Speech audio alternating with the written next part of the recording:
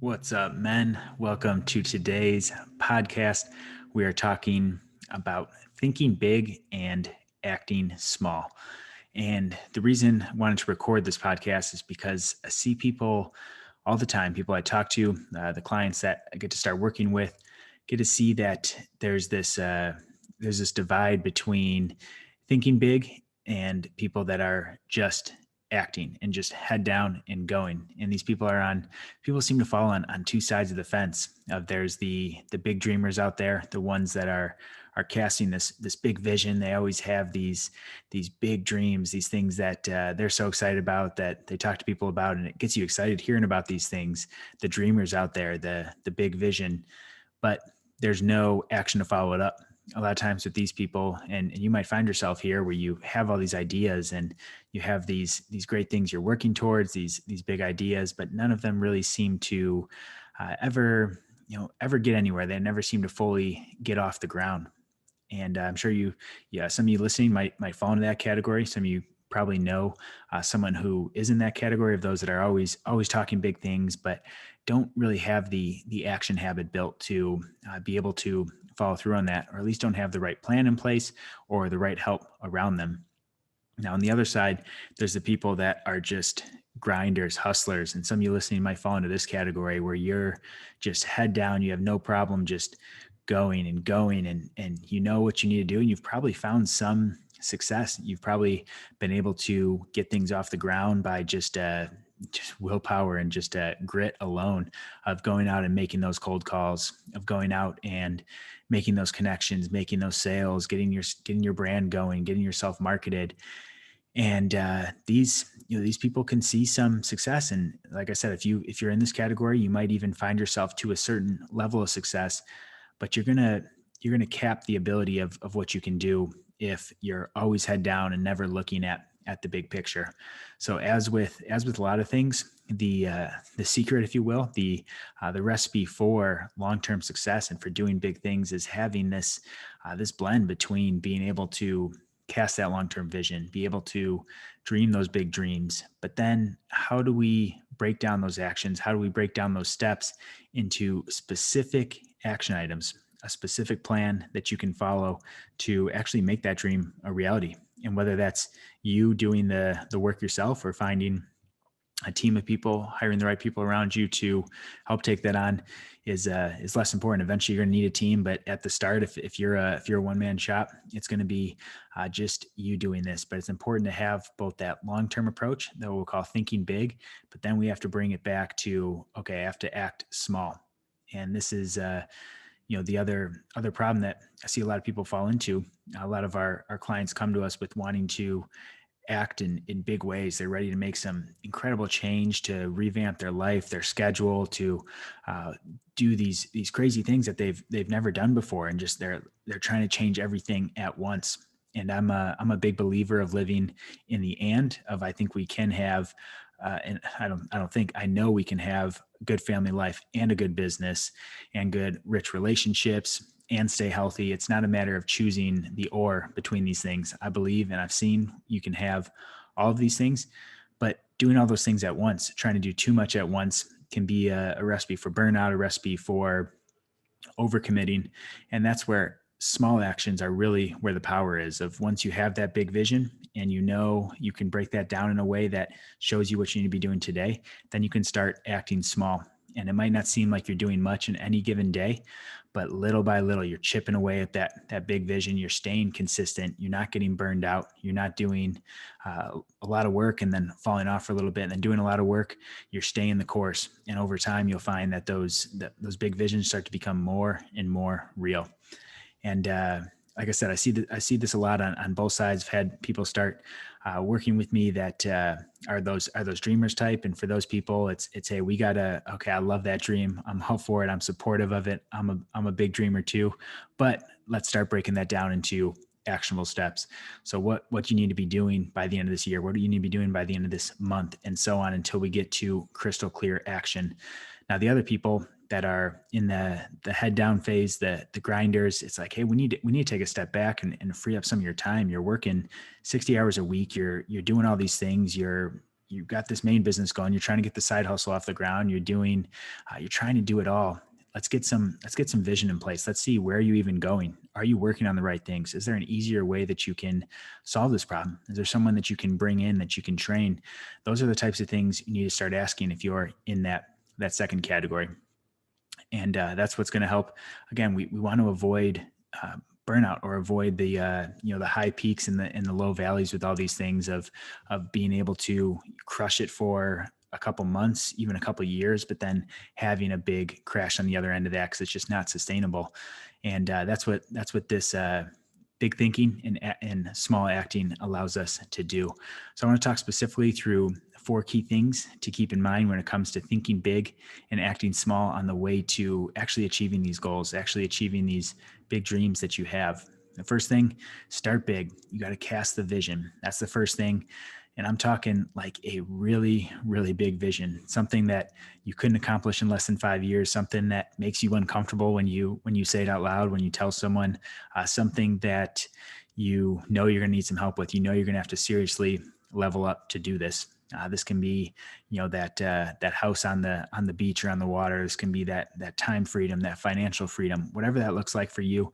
This is where you want to start casting that really big vision. I would encourage you to get as specific as you can. What does that look like? How many properties do you have? What's your business look like? What does your family life look like? What's your health and fitness look like? Paint that big picture and paint the best picture that you could. This is the place where you don't rely on old mindsets or things that, well, how am I possibly going to do that? Just put the vision down that's in your heart, and just follow that, put it down. And this is the first piece that's going to help set the foundation for the rest. So don't be shy here. Don't be scared here. Cast that big vision. But the second thing, and this comes right after casting that big vision, you have to start to break it down. We have to reverse engineer the process, or do what we call in our goal setting process, the goal setting to the now. And what this is doing is breaking things down from, okay, I've got this big scary vision that I have for 5 to 10 years out. This is what I want my life to be looking like in 10 years. But now let's start to reverse engineer that. So say your goal is something that you're like, hey, this is 10 years out. I want to be doing this by 2031. This is what I want my life to look like. And then we start saying, okay, well, what does that mean in the next 5 years? If you're saying you want multiple businesses to be doing a certain amount of revenue, well, what do those businesses need to be doing in 5 years? What does the revenue of both those need to be? Or maybe you just need to blow up one business first, and then have your second business being off the ground, or whatever that might look like in your case. And that's 5 years. Then you break it down to 3 years. Okay, in 3 years, what do I need to be doing? In 1 year, in 6 months, 3 months. And as you can see, this is where we start to move down that path of getting really broad to getting really specific, as it forces you to start big and then start to work it towards small. And one little note with that is that when you're thinking big, when you're that 10 years out, this is going to be a little more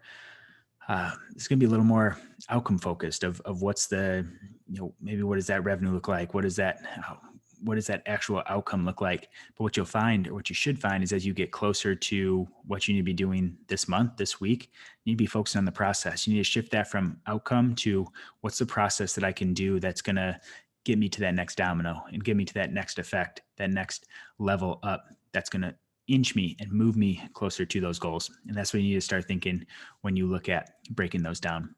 Third thing, you need to, within this, and this is within the breaking it down part, you need to prioritize what matters most. And there's an amazing book, One Thing by Gary Keller. If you haven't read it, go add it to your list. Definitely worth reading. That's where a lot of these principles are revolve around this idea of you need to get crystal clear on prioritizing the one thing that's going to carry the most weight in doing that.